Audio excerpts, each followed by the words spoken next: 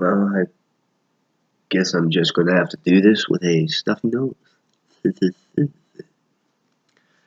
So, this is Idle Thoughts. I'm your host, Damien Bishop. And, well, I've decided to, at some point, make an actually edited episode, like a video essay, if you will. And I want to talk about soulmates and relationships. And, well, I suppose I'm going to use this idle thoughts as a means of working through some of the more troublesome concepts that are naturally inherited with the topic. Now, the reason why it's soulmates and relationships is because, well, one is such a large idea that affects the other. And, they can be exclusive, actually. Often they are. I mean, think about it. Are you in a relationship with your soulmate? Do you think your parents are soulmates? Well, that's why I'm talking about soulmates today. So, let's see here. One of the foundations of having a soulmate. Well, perhaps it's not a foundation, but it is close, so let's explore it anyway. Reincarnation is a very spiritual idea. I mean, it has spirit in the name. Soul mate. It is someone who completes you. Ideally, that's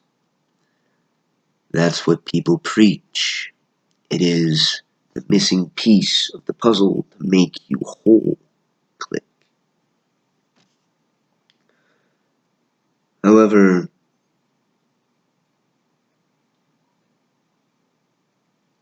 that is not the case. Often you find your soulmate. Well, ideally, it can happen at any point, but really, the best way to attract your soulmate is to become whole and one with yourself, to be content with yourself, to be content with being alone for the rest of your life. That takes some work. You gotta work on yourself. You gotta develop into someone who isn't codependent, I rely upon her to do the dishes, to do my laundry, to take care of the kids, and support half of the household income. Well, as a guy, I understand why he thinks like that. From a rational point of view, I don't think that's fair. No, women are the ballers in today's society because they can do all of that, and often they do. And guys are looked at like these dumb afterthoughts, these misbehaving women, especially in schools. Boys are designed to get up and move and have a bunch of physical energy. I mean, there's a reason why we have a thing called recess. And you want to take a overly energetic young boy and sit him in a chair and talk to him for hours and expect him to behave? That is very stupid. I'll work for a girl. It doesn't work for a boy. I hate that I have to point out that there is a difference.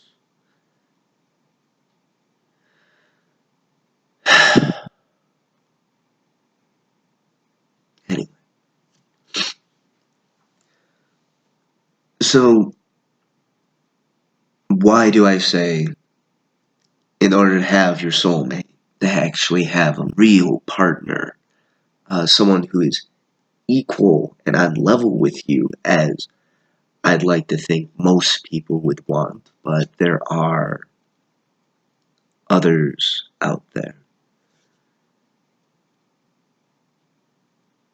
The reason why I say that is whenever I was content with myself, okay with the isolation and loneliness and just existing and doing cool things like swing swords or shoot guns or martial arts or philosophy or do math, whatever, right? That's when a girl would just suddenly be in my life. And, well, I didn't have a choice in that. After I found out that they weren't a whole person and they dragged me down to their level, I kicked that out. And, well, further down the line, emotionally speaking, I miss those people. Emotion is real. And I still love those people. And that could be from memory, playing tricks. I don't remember the bad things so much. I remember the cute little moments.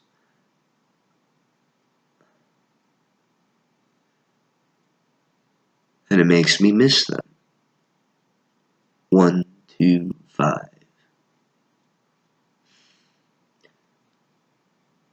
But loving someone in your memory is not the same as loving someone in person, or as the Catholics say, in flesh. Seriously, Catholics and their word flesh.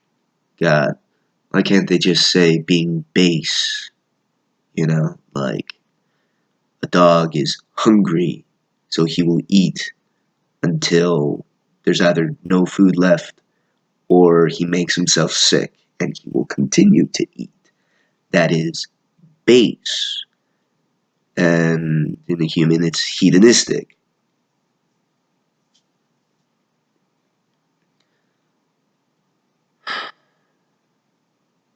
So, beyond drawing from my own personal experience, at least in a spiritual sense, um, there's this app called Webtoon.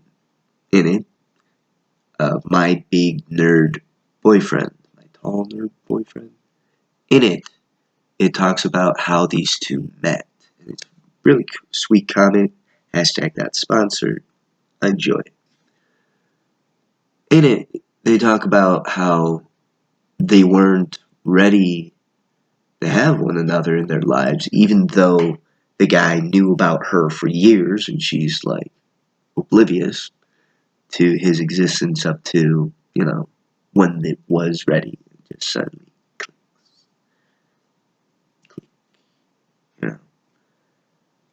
But, they weren't whole people, and when they were finally ready, it happened. And it's actually very subtle. There's nothing hugely phenomenal about it. It's they're living their lives normally, but it just seems a little bit better with that other person who happens to be there that they love and care for. That is really sweet. It also changes, it also challenges the romantic idea that this person was born for me and they're only going to be with me. Well, what about them?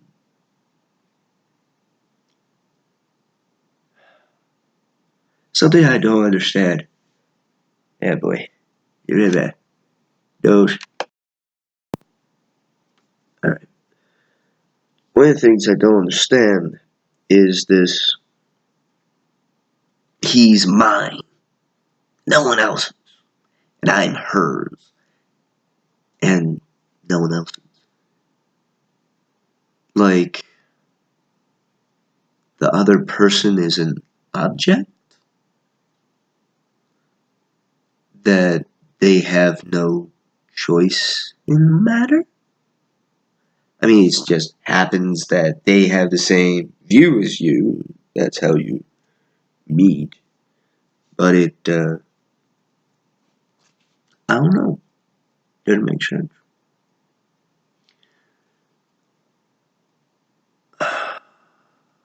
It's going to be its own edited video at some point, but I should probably glance over the idea of power in relationships.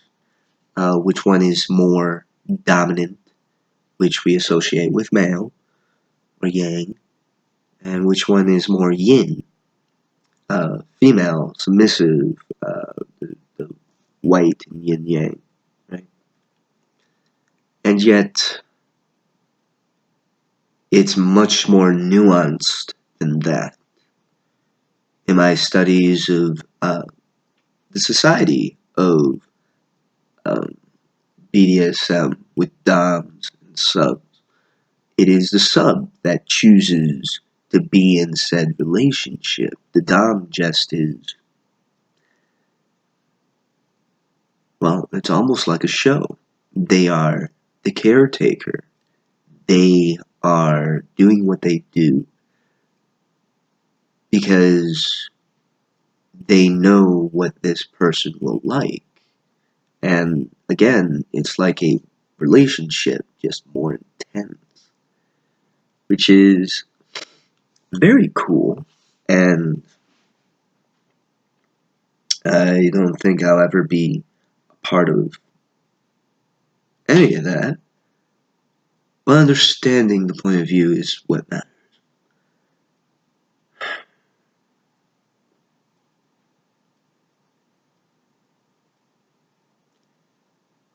The reason why I bring that up is the power play and dynamics. There are different forms of power. Just because the guy can, lift up heavy things and engineers things like computers, cabinets, houses, what have you, doesn't mean that women can't do it. It's just not something they particularly would go out their way to do. They wouldn't necessarily enjoy it as much. It's not a thing. A guy's power is not a woman's power. A woman's power is, it actually really mirrors male power. Like ContraPoints pointed out that guys' power is pretending they are strong. A woman's power is pretending she is weak. Which, going back to the yin yang symbol, uh, yang, and please correct me if I'm wrong on this, yang is the male, the hard, and female is the soft, enclosing thing. And there's power on both sides, else evil would rule everything. There are different forms of power. And I don't think people get that. I mean, physical strength and intelligence are vastly different things, but each one is powerful in their own right.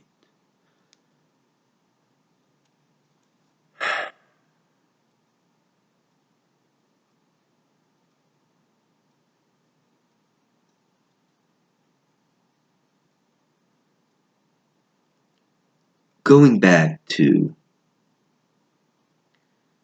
soulmates,